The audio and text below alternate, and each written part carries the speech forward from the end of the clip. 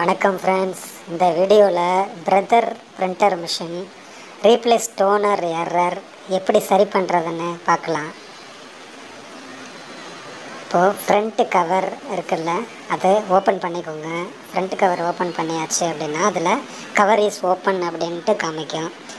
பிறகு clear பட்டனும் stop பட்டனையும் ரெண்டுத்தையும் சேர்த்து ப்ரெஸ் பண்ணணும்.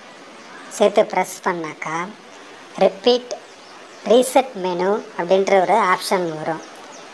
ரீசெட் மெனு நம்ம இப்போது ஓகே பட்டன் அழுத்தணும். ஓகே பட்டன் அழுத்தினா இந்த மாதிரி ரீசெட் மெனு மாறிட்டு அப் ஏரோ அழுத்தணும் அப்படின்னா அக்செப்டட் பட்டன் வரும். அக்செப்டட் பட்டனுக்கு நம்ம ஓகேன்னு கொடுத்துட்டு கவர் இஸ் ஓப்பன் அப்படின்றது மாறும்.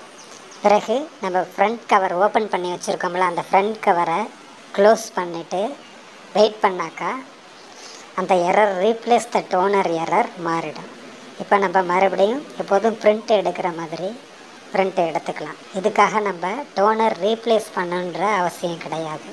இப்போ உங்களுக்கு ஸ்டாக் காப்பீஸ் அப்படின்ட்டு வந்துருச்சு. இப்போ நம்ம பிரிண்ட் அவுட் கொடுத்துக்கலாம்.